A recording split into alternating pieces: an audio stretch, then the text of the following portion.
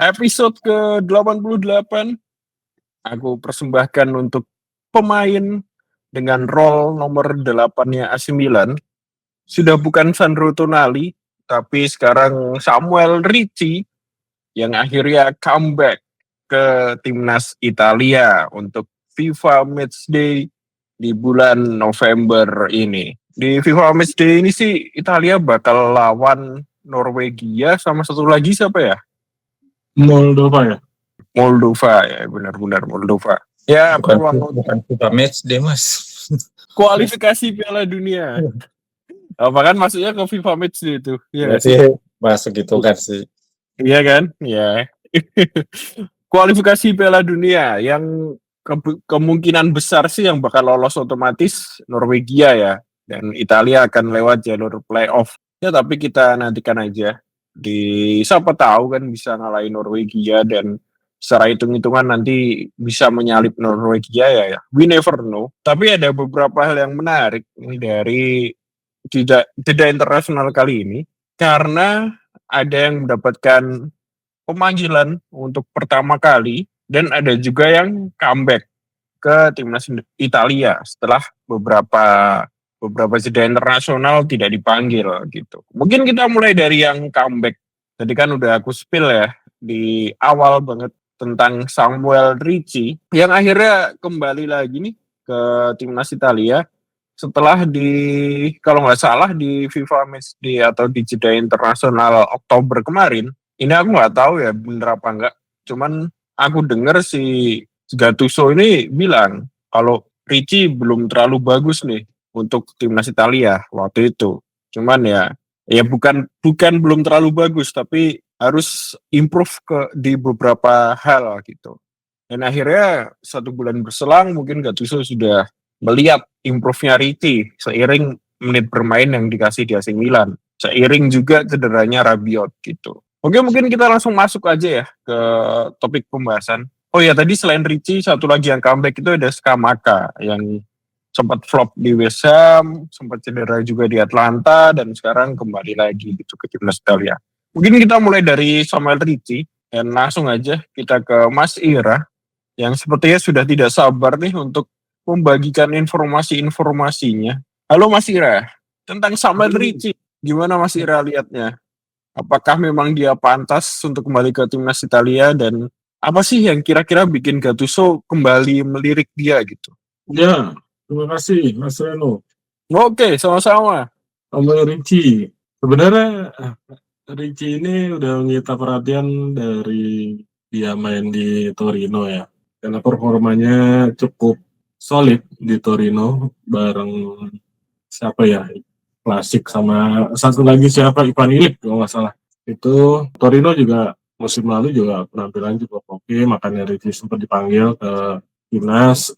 Tapi emang keputusan dia pindah ke Milan tuh jadi perjudian dengan bandrol harga yang cukup mahal ya untuk ukuran pemain Italia dan antara klub Italia. Samuel Ricci kadang-kadang bakal jadi kepingan puzzle yang dibutuhkan AC Milan, terutama semenjak Milan ditinggal Sandro Tonali beberapa tahun lalu, karena ya peran Tonali di Milan sebenarnya cukup penting ketika itu, dan setelahnya Milan kayak belum punya pemain dengan tipikal yang agak mirip dengan Tonali. Sampai akhirnya Ricci datang dengan karakter dan gaya permainan yang hampir mirip, walaupun Ricci ini punya kemampuan defensif yang mungkin lebih baik sedikit daripada Tonali. Dan sampai akhirnya di awal-awal musim tiba-tiba Milan kan datangin Rabiot ya.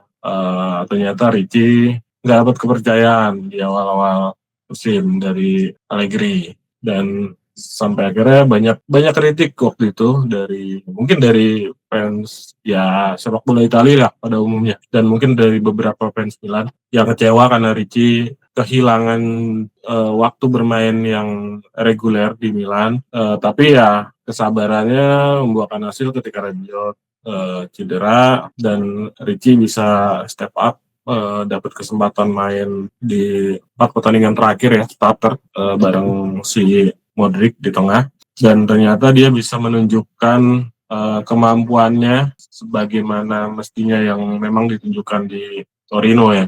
Dia bisa berperan sebagai metronom, lebih fungsinya sebagai regista juga, walaupun ada Modric dibuat lebih ke depan karena kehadiran Ricci juga, dan kehadiran Ricci ini cukup penting karena menjadi penyeimbang di lini tengah Milan. Dia yang punya tugas melapisi Modric di tengah untuk menjadi distributor bola, menjadi pemutus serangan lawan juga, menjadi jangkar yang menjembatani antara lini belakang ke depan juga, dan sampai akhirnya dia sempat bikin 1 gol dan 1 assist kalau nggak salah di sejauh ini dari total 7 penampilan ya, walaupun menit bermainnya nggak terlalu banyak juga, sekitar 400-an menit dari 7 pertandingan itu, karena memang dia baru jadi starter kan di 4 pertandingan terakhir. Dan kalau emang lihat sepanjang dia bermain, terutama di momen-momen ketika dia jadi starter, itu kelihatan banget bagaimana kualitas Ricci sebagai seorang regista modern dengan akurasi umpannya yang lumayan tinggi, bahkan menembus 90%-an gitu. Terus dia juga kemampuan yang baik dalam ball positioning gitu. Jadi ketika bola di kaki dia cukup aman lah, dia makanya mirip-mirip Tonali, bahkan ada yang beranggapan Ricci ini reinkarnasi Andrea Pirlo juga.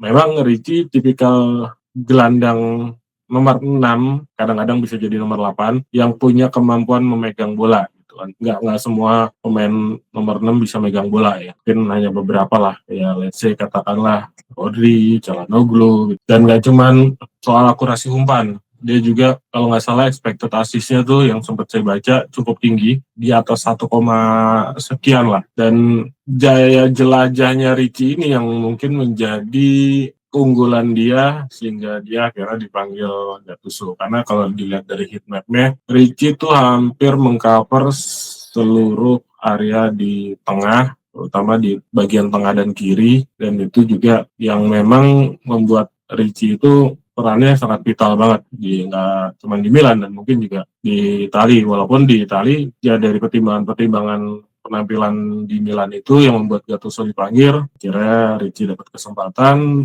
Tapi emang yang jadi pertanyaan, apakah Ricci akan langsung jadi pilar utama di skuad Gattuso, itu mungkin yang kita nggak tahu. Tapi dengan 2 pertandingan lawan Moldova dan Norwegia, peluang Ricci untuk main sebagai starter itu gede banget, terutama ketika mungkin menghadapi Moldova. Karena kalau melawan Norwegia yang status pertandingannya ini sangat penting untuk nasib Italia ke depannya, kayaknya Gattuso nggak akan berspekulasi untuk memainkan katakanlah beberapa pemain yang emang nggak biasa diturunkan sebelumnya, atau beberapa pemain yang memang keluar masuk di timnas Italia gitu. Mungkin dia akan saklek memainkan mereka-mereka yang memang udah selalu jadi andalan dalam beberapa bulan terakhir, bahkan 1-2 tahun terakhir gitu kan. Karena di sana kan ada Sandro Tonali dan Nicolo Barella yang udah pasti nggak tergantikan gitu, dan mungkin ada beberapa pemain lain yang akan bermain di posisinya sesuai kebutuhan Gattuso. Katakanlah mungkin butuh pemain nomor 6 yang benar-benar tukang jaga gitu. Di squadnya ada Brian Cristante gitu. Terus kalau butuh pemain yang lebih box to box, lebih advance gitu, mungkin Gattuso bisa memainkan Pratesi atau siapalah, atau mungkin ya Locatelli juga bisa 6 juga gitu. Jadi kalau peluang Ricci main sebagai starter sih mungkin di pertandingan lawan Moldova itu cukup gede ya. Oke, itu tadi Samuel Ricci. Kita langsung aja geser ke Panglima. Scamacca, gimana nih Panglima? Kenapa akhirnya dia kembali lagi ke timnas? Apakah karena Retegui lagi di Arab dan Moiskin nggak gacor bersama Pioli, atau karena apa nih? Scamacca ini pemanggilan kembali Scamacca setelah mungkin setelah setahun lebih, karena memang Scamacca kasusnya beda sama Ricci, karena dia nggak dipanggil selama ini ya karena cedera gitu, nggak ada masalah lain. Soalnya dia juga cederanya kan semusim full kemarin.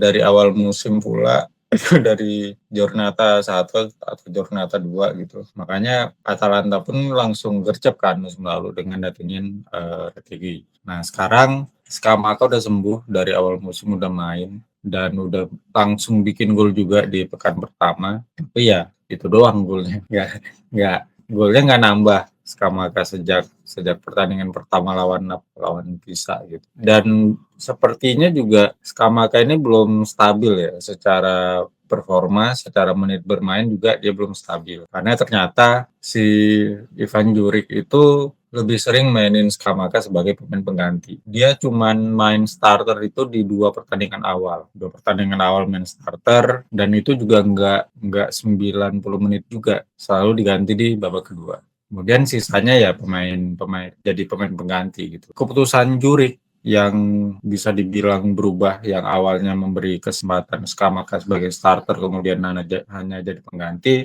bisa dimengerti sebenarnya. Karena setelah 2 pertandingan Scamacca itu cedera lagi. Dia sempat cedera lagi, absen lagi di 3 pertandingan selanjutnya karena cedera. Tapi cederanya bukan cedera kambuhan yang musim lalu ya, tapi ini cedera baru lagi, cedera otot gitu. Terus setelah itu ya mungkin Juric itu agak was-was untuk memberi kesempatan Scamacca main dari menit awal. Soalnya kan ya biasa lah ya kalau pelatih melihat pemain yang cederanya lama gitu, apalagi kena ACL ya udah pasti was-was. Makanya Juric nggak ngasih kesempatan lebih untuk Scamacca, tapi dia itu tetap ngasih porsinya gitu, tetap ngasih porsinya agar si Scamacca bisa secara perlahan mengembalikan daya kompetitifnya di lapangan lah, daya bersaingnya gitu. Dan mungkin ini juga yang akhirnya membuat Gattuso kembali melirik Scamacca, sekalipun secara produktivitas dia paling jelek dibanding pemain-pemain lain yang ada di lini depan Italia sekarang gitu ya. Tapi seenggaknya kan bisa mengembalikan kepercayaan diri Scamacca lah.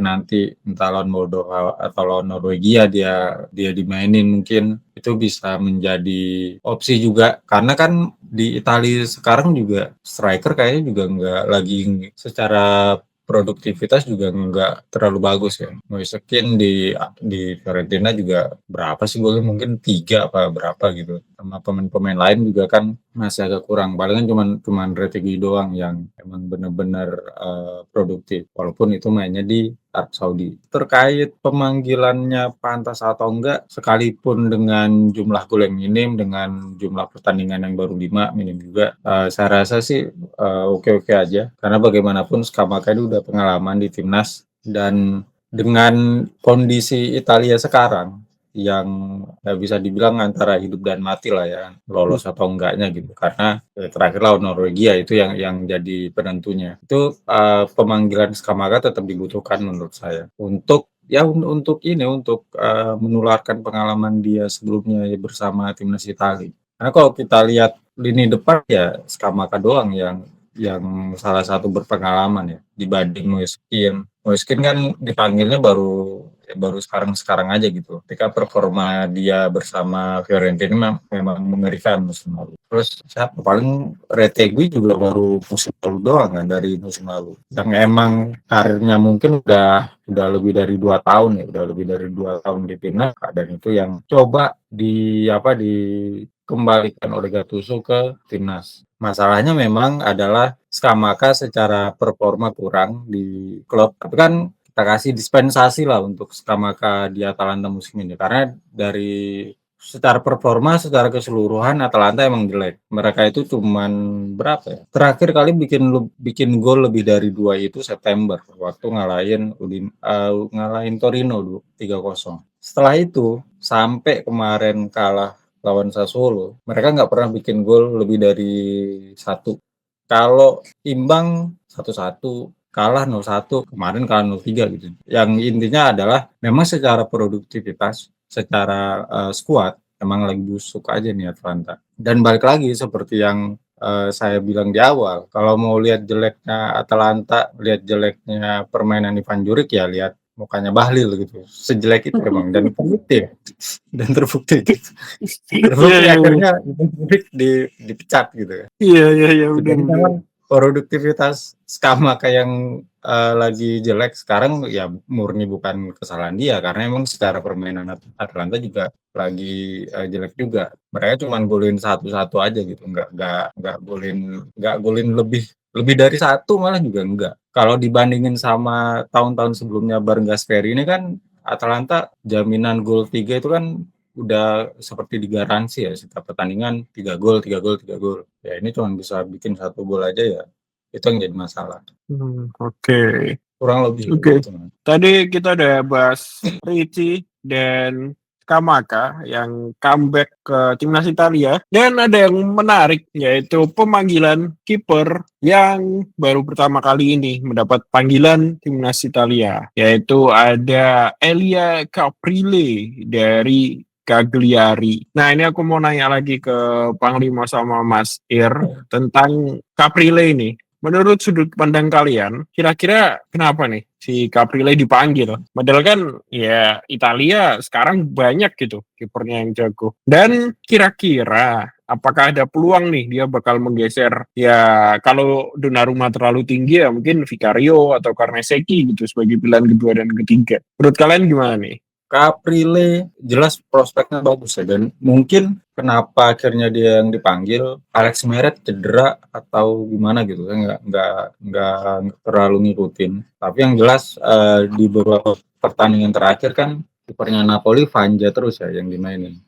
Dan kayaknya itu emang Meretnya yang cedera. Dan biasanya timnas Italia itu ya yang dipanggil kiper Donnarumma, Vicario, Carnesecchi sama Meret. Biasanya seperti itu. Dan ini emang menggantikan Meret yang cedera sih kayaknya. Sifatnya itu pemanggilan Caprile. Kan pertanyaannya kenapa Caprile, kenapa bukan Di Gregorio, kenapa bukan Ivan Provedel yang sebelumnya juga jadi langganan gitu. Jadi emang Caprile-nya lagi bagus banget di Cagliari. Musim ini bikin banyak save juga, apalagi ya kan bisa dibilang perjuangan Caprile untuk menjadi kiper untuk mencari jati diri ini bisa dibilang berat juga. Dia tuh pemain Napoli, pemain yang didatengin Napoli beberapa musim lalu, tapi emang nggak kepake. Soalnya di Napoli udah ada Meret sama waktu itu si Karnesis apa Ospina apa masih Ospina gitu. Akhirnya nggak kepake. Dia ini selalu jadi pengganti lah, alias jadi ban serep yang kemudian menjadi andalan di sebuah klub. Misal kayak waktu Caprile-nya ke Empoli, yang mana waktu itu Empoli baru aja kehilangan Vicario yang dijual ke Spurs. Menggantikan Vicario di Empoli itu sesuatu yang sulit ya, karena Vicario lagi top-topnya itu di Empoli. Dia jadi save terbanyak musim tersebut. Bahkan pernah lawan AS Roma, si Vicario bikin 3 save sekaligus dalam satu momen. Ya itu salah satu bukti bahwa Vicario emang klub lagi memang kiper sebagus itu. Ketika Caprile datang ya ekspektasinya tinggi, dan ketika di saat yang bersamaan Vicario-nya cabut ya udah banyak yang memprediksi nih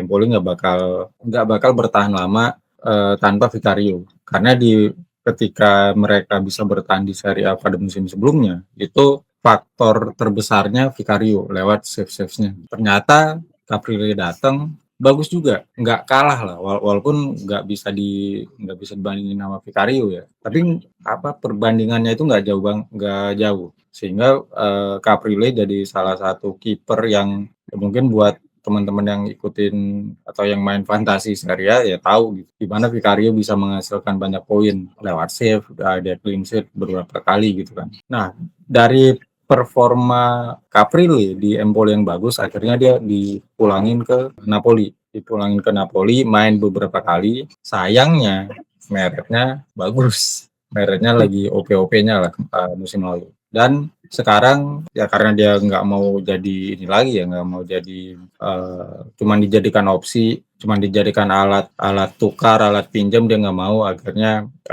Caprile ini memutuskan hengkang secara permanen di Cagliari, yang mana Cagliari juga dengan wajah barunya. 3 musim terakhir Cagliari ganti pelatih, Claudio Ranieri, Davide Nicola, sekarang sama siapa ya, lupa, pelatih muda pokoknya namanya. Yang jelas sekarang Cagliari menjalani salah satu musim terbaik mereka. Nggak di papan atas, nggak di tengah-tengah juga, tapi at least jauh, jaraknya itu jauh dari zona degradasi. Dan ini yang akhirnya membuat si Gattuso melihat Caprile yang lebih layak dipanggil dibanding di Gregorio, yang mana Juve-nya juga lagi nggak oke ya Juventus. Lazio apalagi kan Provedel lagi jelek banget Lazio. Makanya dia melihat Caprile yang lagi bagus ini dijadikan momentum sama Gattuso bahwa Italia nggak akan kehabisan stok kiper. Italia nggak akan kehabisan stok kiper, mau itu dia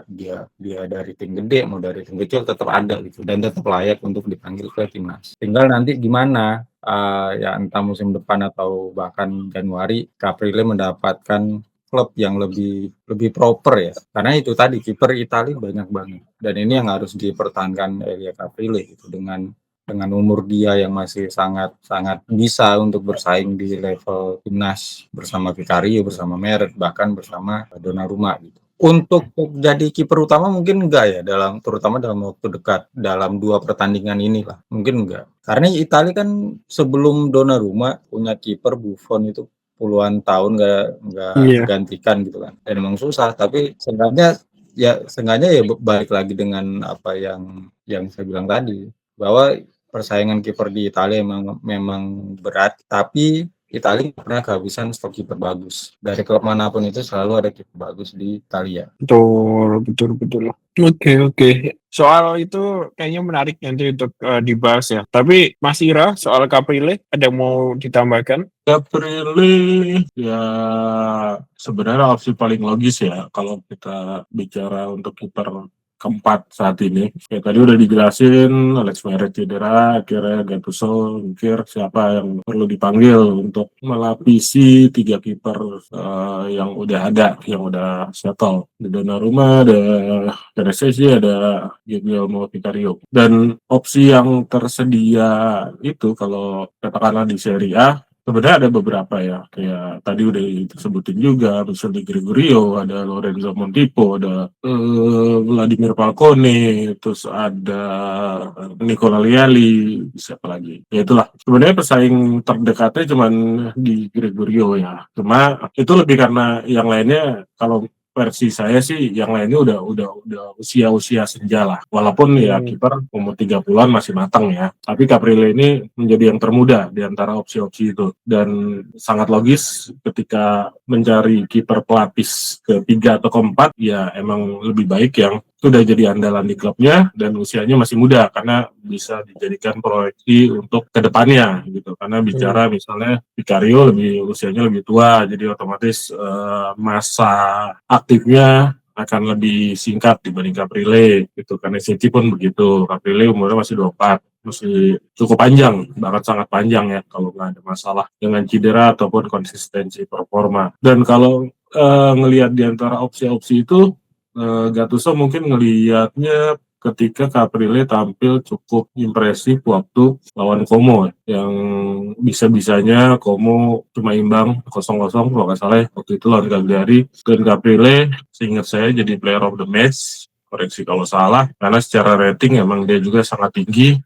Lawan Como itu ada banyak save, mungkin 5 atau 6 save, dan itu juga yang membuat mungkin Gattuso akhirnya membulatkan tekad untuk memanggil Caprile gitu, karena memang opsi yang sangat logis, apalagi kalau dilihat dari performa musim ini emang Caprile sangat konsisten ya, selalu tampil bareng Cagliari itu, terus gol per penaltinya juga tinggi, terus apalagi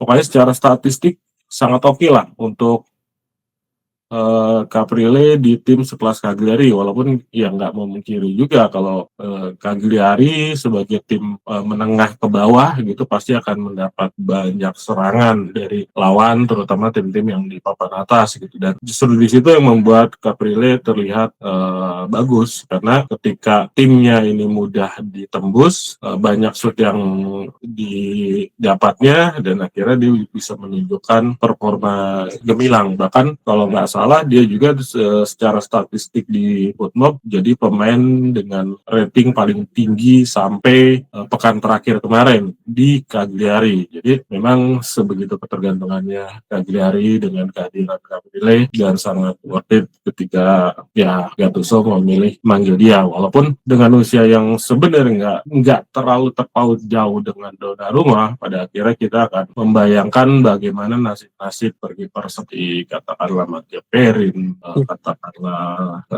Alessio Castagno dan lain-lain. Ya, mereka hanya keluar masuk di timnas Italia kalau performanya konsisten, tapi untuk step up jadi kiper utama ya akan sangat sulit. Bahkan peluang terbesarnya justru ada di Vicario, karena sekarang secara level emang Vicario sama Donnarumma ini sangat tipis kalau dibilang ya secara performa gitu, di apalagi sama-sama main di Liga Inggris. Di Vicario di Spurs juga main sangat solid. Donnarumma di City masih belum menunjukkan performa yang luar biasa, tapi tetap tetaplah seorang Donnarumma sebagai salah satu kiper terbaik pada saat ini yang ada di dunia. Tetapi ya kalau untuk persaingan ada Donnarumma dan Vicario, dan pada akhirnya Caprile bahkan untuk menggusur Nesecchi aja akan cukup sulit, apalagi ketika nanti Meret datang mungkin masih bisa bersaing, tapi ya akan menjadi sama dengan kiper-kiper pendahuluannya yang datang hanya untuk melengkapi skuad, bukan untuk dimainkan, kecuali yang dihadapi mungkin nanti persahabatan lawan Malta, lawan San Marino, Luxembourg, mungkin itu kesempatan Gattuso mainin Caprile mungkin ya, kalau emang ada rasa iba gitu. Oke, aku ini tadi mendadak lupa kiper Italia yang dulu sempat dipinjemin ke Spurs sebelum Vicario siapa sih? Golini. Golini itu kok mendadak hilang ya kayaknya ya. Sebelumnya Atalanta kan kalau nggak salah. Iya. Sekarang Golini di Genoa. Cadangannya siapa ya? Cadangannya Leali, Mas. Makin rendah aja levelnya cadangannya Leali. Tadinya kan Golini ini proyeksi kiper utama di Genoa ya, musim lalu kayaknya. Udah tuh bener 3 pertandingan jadi kiper utama, tapi setelah itu si Gilardino pelatih Genoa sebelumnya coba Leali, soalnya Golininya kan awal musim kemarin kan Genoa jelek banget. Akhirnya kan Gilardino coba ganti kiper, ternyata jago Leali. Ya udah sekarang Leali terus. Ya, salah aku inget Golini itu dipinjemin ke Spurs jadi pelapisnya Lloris di musim terakhirnya Lloris kalau nggak salah. Dan di musim itu sama Conte kan pelatihnya Spurs. Ya. Waktu itu. Golini, Perin, terus tadi ada Cragno. Panjang lah ya daftar kiper-kiper Italia yang ya sebenarnya kecuali Perin ya mainnya di Juve meskipun cadangan. Tapi banyak banget sebenarnya kiper Italia yang ada di tim menengah sama menengah ke bawah, dan seringnya udah nggak dapat kesempatan karena sebelumnya eranya Buffon, lalu sekarang eranya Donnarumma, di mana ya akhirnya pos kiper timnas Italia diisi dia lagi kan. Cuman aku penasaran, kira-kira ada nggak sih di sepanjang sejarah timnas Italia ya, ada nggak sih kiper yang dia tuh berasal dari tim menengah ke bawah gitu dan akhirnya jadi pilihan utama di Gli Azzurri? Kira-kira ada nggak ya? Karena ya sepanjang aku hidup kiper timnas Italia Buffon sama Donnarumma gitu, dari Juventus sama dari Milan, PSG, City. Tapi yang perlu diluruskan itu standar klub menengah atau ke bawah itu klub yang seperti apa ya? Itu yang mungkin perlu diperjelas juga. Karena katakanlah gini ya, semenjak era Dino Zoff yang bawa Italia juara Piala Dunia 1982 waktu main di Juventus, dia jadi kapten. Itu estafet kiper di tahun 90 ya kalau nggak salah. Itu diberikan kepada Walter Zenga, kiper Inter. Standar Inter masih standar klub gede ya. Setelah itu ada momen ketika di Piala Dunia 98 kalau nggak salah, Piala Dunia 98 atau Euro, di antara dua itulah, ketika si Inter yang ganteng, astaga, Toldo, buka. Ketika Gianluca Pagliuca jadi andalan. Pagliuca ini jadi kiper utama Inter di Piala Dunia 98 kalau nggak salah yang di Prancis. Waktu Prancis jadi juara, dan mungkin kalau nggak salah waktu juga di Euro 94 waktu di 96 ya, 96 waktu di Inggris kalau nggak salah dia juga, koreksi kalau salah, itu dia masih main di Sampdoria. Nah, standar Sampdoria ini klub menengah ke bawah atau klub atas? Itu yang jadi pertanyaan. Karena Sampdoria di eranya Pujadin Boskov di 90-an itu pernah jadi juara Serie A. Waktu 91 atau 92. Bahkan di musim berikutnya atau 2 musim berikutnya sempat juara Piala Winners kalau nggak salah. Dan emang Sampdoria itu adalah Sampdoria Golden Generation ya. Ada Attilo Lombardo, sempat ada Gianluca Vialli, pas juara duet Roberto Mancini Vialli kan itu sangat ikonik ya. Sampai akhirnya Vialli cabut, sempat ada Ruud Gullit juga itu di 94 kalau nggak salah jadi top skor, pindahan dari Milan, dan banyak pemain-pemain bintang di jebolan Sampdoria pada eranya Pujadin Boskov waktu itu. Dan memang Sampdoria waktu itu tim yang disegani, tim papan atas di era kepemimpinannya keluarga Mantovani lah, dimulai dari Paulo ke Enrico Enrico lupa pokoknya, dari bapaknya ke anaknya, tapi nggak ada Rizal karena Rizal akhirnya memutuskan pindah ke Indonesia. Itu pantesan aku tunggu itu. Baru mau masuk ke situ. Iya sama, kayaknya kita pikirannya sama semua. Tapi ya itu, di Piala Dunia itu Pagliuca menjadi andalan ketika masih di Sampdoria. Dan kalau kita anggap Sampdoria ini secara histori, walaupun mereka sempat juara di 90-an itu, ketika ada Pagliuca, ya berarti Pagliuca termasuk di antara kiper-kiper di luar klub-klub tradisional papan atas kayak Inter, Milan, Juventus, Roma, Lazio, atau siapa yang akhirnya bisa step up jadi kiper utama Italia. Bahkan kalau nggak salah terakhir era Pagliuca di turnamen besar itu adalah 98 itu dia sempat di Piala dia mulainya dari Piala Dunia 94 waktu Italia ke final dan kalah adu penalti. Dia udah main di situ, terus 96 Euro di Inggris, terus sampai Piala Dunia 98 di Perancis. Besoknya tuh di 2000-nya itu udah masuk eranya Buffon kalau nggak salah. Tapi bahkan di 98 Buffon udah dipanggil ya, tapi masih di Parma, dia masih jadi cadangan. Dan di 2000 seharusnya Buffon itu jadi andalan, tapi dia cedera tangan. Dan di situ ada kiper lain yang akhirnya step up, dan itu mungkin bisa dibahas Panglima. Kiper itu juga dari klub, ketika dipanggil dari klub penengah juga bisa dibilang. Siapakah kiper itu Panglima? Francesco Toldo. Oh, Toldo waktu itu di mana? Belum Inter ya? Di Fiorentina. Oh, iya. Lama, main bagus, dan akhirnya ke Inter ya. Tapi memang di Inter dia udah 30 apa umurnya. Emang kelamaan di Fiorentina doi. Itu Toldo ya, cuman Toldo kayaknya di Euro 2000 doang dia jadi kiper utama ya. Setelah itu balik cadangan di beberapa pertandingan FIFA Matchday di 2002 yang berlangsung di Korea dan Jepang. Itu Toldo cadangan gitu kan. FIFA Matchday. Karena bener, Toldo cuma di 2000 doang. Itu juga ketiban durian runtuh gara-gara Buffonnya cedera patah tangan lah kalau nggak salah.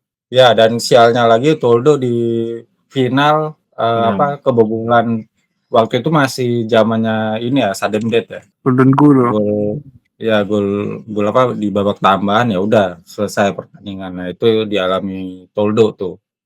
Kena golnya David Trezeguet waktu itu. Sisanya siapa ya kiper-kiper yang sebenarnya bisa menggeser ya karena kita kelamaan hidup di dunianya Buffon ya. Iya. Yang benar-benar menggeser itu enggak, tapi yang sempat dimainin beberapa kali itu ada beberapa. Kalau dari klub kecilnya itu paling si Morgan De Santis ya. Udinese bener. Morgan De Santis Udinese itu ya dia bisa dibilang salah satu fenomena juga waktu itu, karena kiper jago, secara nama juga nggak Itali banget, tapi jago mainnya di Udinese pula. Walaupun ya mungkin waktu itu Udinese masih jago juga ya, masih zamannya Alexis Sanchez apa kalau nggak salah. Masih papan tengah lah, nggak kan kalau kita lihat 10 tahun terakhir kan Udinese ya papan bawah ya, papan bawah terus. Tapi seenggaknya kan Udinese nggak masuk hitungan klub-klub tradisional kayak Lazio, Milan, Inter, Roma dan sebagai Iya. macamnya lah ya. Itu sama siapa lagi ya? Kiper palingan Luca Bucci. Luca Parma. Bucci ini termasuk kiper yang aneh. Dia itu kan bersama kayak Peruzzi ya. Secara postur nggak ideal karena lumayan gemuk. Kalau Peruzzi ini kan gemuknya masih cukup tinggi untuk ukuran kiper. Sedangkan Luca Bucci ini udah dia gemuk, bantet, alias pendek, nggak tinggi. Kalau nggak salah waktu itu Luca Bucci kipernya Parma. Kipernya Parma, dia masih jadi andalan di Parma sebelum akhirnya Buffon yang naik. Waktu Parma juara UEFA Cup dia masih di Parma kayaknya, si Luca Bucci. Tapi memang si Luca Bucci ini setahu saya sih nggak pernah memperkuat tim gede ya. Itu sama siapa? Alessio Cragno mungkin. Oh ini Salvatore Sirigu mas. Nah itu dia mau aku Salvatore ngomongin. Sirigu juga. Iya dia ini termasuk ini ya kiper yang di bawah bayang-bayang Buffon. Tapi cukup menit bermainnya atau kesempatan dia bermain ini cukup banyak didapat. Mungkin waktu itu ya Buffon udah mulai goyang juga sama performa dia karena masalah umur. Jadi Sirigu yang dicoba beberapa kali. Jadi dari misalkan tadi disebutin Morgan De Santis, terus Luca Bucci dan siapa? Entah itu Mattia Perin atau Federico Marchetti dan terakhir Alessio Cragno. Ya si Salvatore Sirigu ini yang paling sering dimainkan gitu. Dan dia kan menanjaknya si Sirigu ini kan ketika di Palermo waktu itu dengan Luca Toni, dengan Paulo Dybala dan semua pemain top lah yang mereka punya waktu itu, muncul Salvatore Sirigu sebelum akhirnya dia pindah ke PSG dan sangat konsisten selama bertahun-tahun di PSG.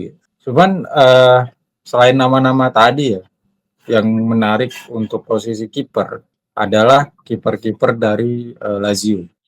Lazio setiap eranya selalu punya kiper yang mewakili mereka di timnas. Selalu ada tuh, sampai sekarang. Atau katakanlah kemarin di Euro lah, ada Ivan Provedel, perwakilan dari Lazio. Kalau dulu mulai mereka punya Luca Marchegiani, punya Angelo Peruzzi, punya Federico Marchetti, dan sekarang punya Marco Balota, bapak-bapak botak itu. Dan itu emang apa ya, kayak signature-nya Lazio gitu. Mereka selalu punya kiper yang punya keterikatan kuat sama timnas Italia. Siapapun pelatihnya, apapun eranya, ada aja yang masuk ke timnas. Itu menarik juga tuh kiper-kiper dari Lazio. Itu nama-nama. Oke, tadi sempat kesebut ya salah satu yang sangat membekas di ingatanku. Karena aku nonton timnas Italia pertama kan 2004, itu Buffon, 2006 juara dunia juga sama Buffon, 2008 Euro juga kalau nggak salah sama Buffon, 2010 Buffon cedera di halftime match pertama kalau nggak salah, diganti sama Marchetti. Akhirnya kan kipernya Italia di Piala Dunia 2010 tuh Marchetti tuh sampai dua pertandingan di grup akhirnya tersingkir. Dan ternyata Marchetti waktu itu, aku tadi ngiranya Marchetti waktu itu udah di Lazio. Ternyata waktu itu Marchetti masih main di Cagliari yang di musim 2009-2010 itu ada di peringkat ke-16. Nah, itu kan jadi sesuatu hal yang menarik ya, karena peringkat 16 nih sama Cagliari. Jadi pilihan kedua dan ketika Buffon cedera dia yang masuk gitu. Padahal kipernya Italia 2010 itu ya di bawah ada 3, Buffon, Marchetti dan si Morgan De Santis untuk udah dibahas gitu. Coba tadi Marchetti Cagliari ya berarti ini bisa kita tarik lagi nih soal Cagliari yang ada beberapa pemain ketika mereka selalu berusaha keluar dari zona degradasi atau menghindari degradasi, selalu ada kiper mereka yang masuk timnas. Ada Marchetti, ada Alessio Cragno, sama sekarang Caprile. Iya benar. Iya ternyata tanpa disengaja ada benang merahnya ternyata dari Caprile. Berarti ya Cagliari ini diam-diam hampir selalu menyumbangkan kiper untuk timnas Italia. Nah ini terakhir yang sebenarnya tadi yang di briefing bukan pertanyaan yang ini, tapi karena kalau pakai di briefing nanti terlalu panjang, jadi aku ganti. Masih seputar kiper. Tadi kan kita udah nyebutin sekarang di Italia ada banyak banget kipernya kan. Kira-kira kalau Emil Audero ini masih berkeluarga negaraan Italia dari performanya musim ini ya yang oke. Kira-kira dia ada di urutan berapa nih dari daftar kiper timnas Italia? Ya bersaing sama Urutan Caprile. berapa? Bahkan mungkin di bawahnya Caprile atau Meret. Kalau beneran based on musim ini ya. Berarti urutan ke-6 ya? Ya mungkin keempat bisa sebenarnya. Berarti kita berandai-andai misal Audero masih keluarga negaraan Italia, bisa jadi dia yang dipanggil bukan Caprile. Kalau Meret nggak cedera, tetap cedera ya. Ya. Tapi endingnya tetap Audero nggak pernah main, pernah dipanggil, dan akhirnya dia bosan, dia memutuskan ke Indonesia. Kan nggak pernah dapat basket ujung-ujungnya. Oke, jadi semua yang akan terjadi pasti akan terjadi. Tapi ya setidaknya inilah ya, menurut teman-teman berarti Audero based on musim ini sebenarnya bisa jadi pilihan ke antara 4-5-6 ya untuk timnas Italia gitu. Bersaing sama Caprile dan Meret. Oke. Menarik. Ya udah, mungkin gitu dulu lah ya episode ke 88 ini. Untuk timnas Italia sendiri nanti akan melawan Moldova dan Norwegia. Kita akan lihat aja apakah lolos langsung atau lewat playoff. Tapi aku sih cukup optimis kalau timnas Italia apapun jalannya nanti akan lolos ke Piala Dunia gitu. Karena masa 3 kali nggak lolos kan itu suatu hal yang agak nggak mungkin lah untuk Betul. Ya udahlah, mungkin gitu aja. Thank you guys. Thank you Masir Panglima. Thank you para pendengar. Kita ketemu lagi di episode ke-89. Ciao. Ciao. Bella.